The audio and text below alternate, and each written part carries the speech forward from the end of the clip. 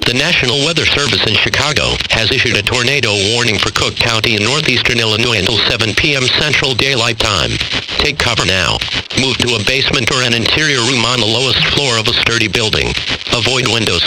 If you are outdoors, in a mobile home, or in a vehicle, seek shelter immediately in a nearby sturdy building, or lie flat in a nearby ditch or low-lying area. This is a dangerous and potentially deadly situation. Stay tuned to local media for updates.